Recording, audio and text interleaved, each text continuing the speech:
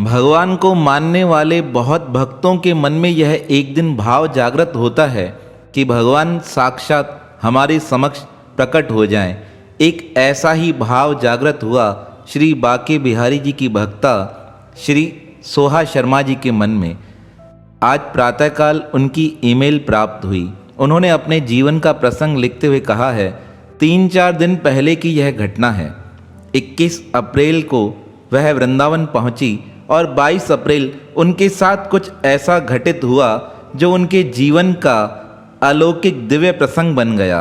उनको साक्षात्कार श्री बिहारी जी का हुआ। उन्होंने ईमेल के माध्यम से लिखते हुए कहा है, मैं बचपन से यही चाहती थी कि मैं बाके बिहारी जी के दर्शन करके आऊं। बहुत बार संयोग बना पर वहां जाना नहीं हो पाया, लेकिन जब बाके बिहारी बुलाते हैं तब भक्त स्वयं वहां पहुंच जाते हैं। मैं अपनी सहेलियों के साथ श्री बाके बिहारी मंदिर के दर्शन की लालसा से वृंदावन पहुंची। हम 6 लोगों का ग्रुप था। 21 अप्रैल को हमने निधिवन, एस्कॉन मंदिर, प्रेम मंदिर का दर्शन किया। उस दर्शन के पश्चात हमारे मन में लालसा थी, कल प्रातःकाल श्री बाके बिहारी जी के दर्शन होंगे। मैं अपने साथ अपने श्री लड्डू गोपाल जी और राधा रानी जी को साथ लेकर गई थी। वह सदैव मेरे साथ होते हैं। प्रातःकाल हुआ, मन में इच्छा थी आज बिहारी जी के दर्शन होंगे। हम दर्शन के लिए साथ निकले, लेकिन कुछ साथी हमसे अलग हो गए। मेरी एक सहेली जो मेरे साथ थी, हमने कहा हम साथ ही रहेंगे। मंदिर में बहुत भीड़ थी। उस भीड़ को देखकर मैंने अपने लड्डू गोपाल जी से शिकायत करते हुए कहा, आज दर्शन नहीं दोगे तो मैं तुमसे नाराज हो जाऊंगी, क्योंकि मैंने बचपन से लेकर श्री लड्डू गोपाल जी को अपना भाई माना था। मेरा कोई अन्य भाई नहीं था। रक्षाबंधन के पावन पर्व पे मैं उन्हें ही राखी बांधती थी। मेरे मन में कोई भी उलझन आती, मैं उन्हें ही शिकायत करके कहती थी, तुम यह काम नहीं कर सकते, मेरी इतनी बात नहीं मान सकते। मेरा और उनका भाई और बहन का गहरा रिश्ता था। मेरे हाथ में श्री लड्डू गोपाल जी थे। मैंने उन्हें देखकर कहा, इतना दूर लेकर आए हो, क्या दर्शन भी नहीं कराओगे? अब दर्शन कराना नहीं कराना सब तुम्हारे हाथ में है। जैसा तुम्हें उचित लगे वही करना, लेकिन याद रखना, अगर मुझे दर्शन नहीं हुए तो डांट तुमको ही खानी पड़ेगी। अब इस प्रकार मैं उल्हाना दे रही थी। मैं और मेरी सहेली भीड़ की ओर आगे जा रहे थे। तभी एक 35 वर्ष का एक व्यक्ति हमारे नज़दीक आया और कहने लगा, प्रसाद लेना है ले लो, आगे प्रसाद नहीं मिलेगा। मैंने सोचा इनसे प्रसाद लेती हूँ। जैसे ही प्रसाद लेने के लिए हम आगे बढ़े तो वह कहने लगे, लड्डू गोपाल जी को साथ लेकर आई हो, इतने भीड़ में तुम दर्शन कैसे कर पाओगी? और श्री लड्डू गोपाल जी तुम्हारे साथ हैं, दो इसे मैं संभालता हूँ, मैं तुम्हें दर्शन करा के आता हूँ। मुझे तो कुछ समझ नहीं आ रहा था यह कौन है, इस प्रकार हमारी मदद को कैसे तैयार हो गया है, पर मैं कुछ बोल नहीं सकी। मैंने अपने लड्डू गोपाल जी उन्हें पकड़ा दिए। अब वह स्वयं मेरे लिए और मेरी सहेली के लिए रास्ता बनाने लगे। वह स्वयं आगे चल रहे थे और मुझे मंदिर में लेकर गए। मंदिर प्रांगण में बहुत भीड़ थी। भीड़ को देखकर मैंने सोचा, मेरा कद छोटा है, दर्शन नहीं हो पाएंगे। इस प्रकार विचार चल रहा था। तब वह व्यक्ति अपने आप मन की बात जान गया। वह कहने लगा, दर्शन कर लो, अगर नहीं हो सकेंगे तो तुम्हें उठाकर भी श्री बाके बिहारी जी का दर्शन करवाऊंगा। इस प्रकार वह यह बात कह मुस्कुराने लगा और हमें इशारा करते हुए कहने लगा, चलो मैं तुम्हें और आगे लेकर चलता हूँ। तब उसका इशारा समझकर हम आगे की ओर बढ़ने लगे। वह हमें अपने साथ लेकर श्री बाके बिहारी जी के बहुत नज़दीक पहुँच गया। मैंने और मेरी दोस्त ने आराम से बाके बिहारी जी के दर्शन किए। दर्शन कर मन बड़ा प्रसन्न हो गया, बहुत खुशी थी। मैं बिहारी जी को देखकर मन ही मन प्रसन्न हो रही थी। तभी मुझे ध्यान आया, मेरे लड्डू गोपाल जी कहाँ हैं? तब वह सज्जन कहने लगे, देखो तुम्हारे साथ ही हैं, तुम्हारे मस्तक के ऊपर मैंने इन्हें पकड़ रखा है, यह भी श्री बिहारी जी के दर्शन कर रहे हैं। उनकी यह बात सुनकर मेरा मन तो बड़ा प्रसन्न था। सामने श्री बिहारी जी का दर्शन और लड्डू गोपाल जी संग में इससे अत्यधिक और फल क्या प्राप्त हो सकता है। मन बड़ा प्रसन्न होने लगा। तभी उन सज्जन ने कहा, जो तुम भोग लेकर आए हो वो भगवान को चढ़ा दो। मैंने अपना डब्बा खोला, प्रसाद निकाला। इतने में उन्होंने कहा, मेरे पास जो डब्बा है उसमें से भी प्रसाद निकाल कर भोग लगा दो। अब मैंने बात मानकर भोग लगाया, भोग चढ़ाया गया। मन में इतनी प्रसन्नता थी जिसको शब्दों में लिखा नहीं जा सकता है। हम भीड़ में थोड़ा फंसे हुए थे, भोग लग गया। तब उन्होंने कहा, बाहर चलें। और इस प्रकार उस भरी भीड़ में जैसे ही हम बाहर निकलने का प्रयास करने लगे, हम इधर उधर भटक गए।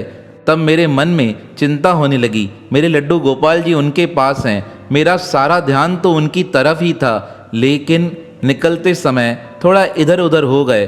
तब उन्होंने अचानक से मेरा हाथ खींचकर एक तरफ मुझे खींच लिया। मेरी दोस्त को भी उन्होंने उस तरफ खींचकर कहा, थोड़ी देर रुको, हम बाहर निकलते हैं। ऐसा लग रहा था कि जैसे वह सारा एरिया जानते हैं, उन्हें सब पता है कहाँ से भीड़ आती है, कहाँ से निकलती है। मैं देखकर हैरान थी, लेकिन कुछ बोल नहीं पा रही थी। 5-10 मिनट बाद वह हमें भीड़ से निकालकर मंदिर के बाहर लेकर आए और मुस्कुराते हुए पूछने लगे, कैसे हो, दर्शन हो गया? तब मैंने कहा, दर्शन हो गया। तब मेरी फ्रेंड से पूछते हैं, तुमने अच्छे से दर्शन किया? तब उसने भी कहा, आपके सहयोग से बहुत अच्छे से दर्शन हो गया। तब मेरी ओर निहार कर कहने लगे, तुमने अच्छे से कर लिया दर्शन? ऐसा नहीं बाद में फिर शिकायत करो कि मेरा दर्शन नहीं हुआ, मेरा दर्शन रह गया, बार बार शिकायत करती रहती हो। उसकी यह बात सुनकर मेरा दिमाग बिल्कुल ब्लैंक हो गया। यह बात उन्होंने अपनी ईमेल में लिखी है, इसलिए जो लिखा गया है वही बता रहे हैं। अब यह बात सुनकर मैं थोड़ी हैरान थी और मन में प्रसन्न भी थी। तब उनके हाथ में जो मेरे लड्डू गोपाल थे, उन्होंने मेरे हाथ में देते हुए कहा, इनकी संभाल करना। मैंने कहा, यह तो मेरे भाई हैं, मुझे जीवन में कोई भी उलझन आती है मैं सारी शिकायत इनसे ही करती हूँ। तब वह मुस्कुराते हुए कहने लगे, यह रिश्ता बड़ा पवित्र है, बड़ा अच्छा है, तुम सदैव इन्हें भाई मानकर रखना। तुम्हारा प्रेम और तुम्हारी निष्ठा बड़ी सुंदर है, मुझे बहुत पसंद आई। वह कह इस प्रकार रहे थे जैसे मैंने उनको ही अपना भाई मानकर उनसे रिश्ता निभाया है, लेकिन मुझे कुछ भी नहीं समझ आ रहा था कि क्या मेरे साथ हो रहा है। वह बाहर तक हमें छोड़ने आए और जहाँ हमारा ग्रुप था वहाँ उन्होंने हमें छोड़ दिया। जैसे ही मैं कुछ कह पाती, इससे पहले ही वह वहाँ से अंतर ध्यान हो गए। मैं बड़ी हैरान थी, जो व्यक्ति हमें दर्शन करा के आया, मैं उससे कुछ बोल पाती उससे पहले ही वह कहाँ चला गया। यह बात सोचते सोचते मैं हैरान होने लगी। मैंने अपनी माताजी को फ़ोन करते हुए कहा, माँ, पता नहीं कौन ऐसा सज्जन मुझे मिला जो मुझे दर्शन करा के आया। मेरे मन की सारी बातें वह स्वयं समझता जा रहा था। तब मेरी माँ ने कहा, अरे पगली, तो उसे पहचान न सकी? स्वयं बाके बिहारी उस सज्जन के रूप में तुझे दर्शन करा के आए थे। माताजी की यह बात सुनकर मेरे आंसू रुकने का नाम नहीं ले रहे थे। मैं सोचने लगी, आज प्रातःकाल वृंदावन आने से पहले ही मैंने सोचा था, हे प्रभु, किसी न किसी रूप में मुझे अपना साक्षात्कार कराना, चाहे वह इंसान के रूप में हो या किसी अन्य रूप में हो, मुझे आपका आभास होना चाहिए।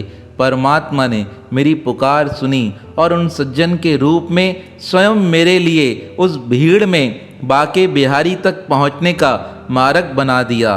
तो ऐसे परमात्मा किस प्रकार हम साधारण लोगों की भी पुकार सुन लेते हैं, उनके इस दिव्य कृत्य को हम समझ नहीं पाते, क्योंकि हमारी बुद्धि इतनी विशाल नहीं है। लेकिन तब से मेरे मन का विश्वास इतना अडिग हो गया है कि जब भी हम परमात्मा को बुलाते हैं, वह किसी न किसी रूप में आकर हमारी समस्त उलझनों को समाप्त कर देते हैं। तो यह अपने जीवन का प्रसंग मैंने आप तक भेजने का प्रयास किया, जैसे इसे सुनकर अन्य लोगों के मन में भी भक्ति भाव बढ़ सके। किस प्रकार बिहारी जी स्वयं आए मुझे अपने स्थान तक पहुंचाने के लिए। तो अगर आपके जीवन में भी कुछ ऐसा घटित हुआ हो तो आप अवश्य हमें लिखकर भेज सकते हैं। हमारी ईमेल एड्रेस है 108 saiji@gmail.com 108 saiji@gmail.com। इस ईमेल के माध्यम से आप अपने जीवन के प्रसंग हमें भेज सकते हैं, जैसे कि उन्हें बताकर अन्य लोगों के मन में भी भगवान के प्रति निष्ठा और भाव बढ़ सके। यह भी परमात्मा की ही एक पुण्यमय सेवा है। तो परमात्मा किस प्रकार अपने भक्तों की पुकार पर हर स्थान पर प्रकट हो जाता है, ऐसे भक्त वत्सल भगवान के पावन श्री चरणों में हमारा बारंबार प्रणाम है, प्रणाम है, प्रणाम है।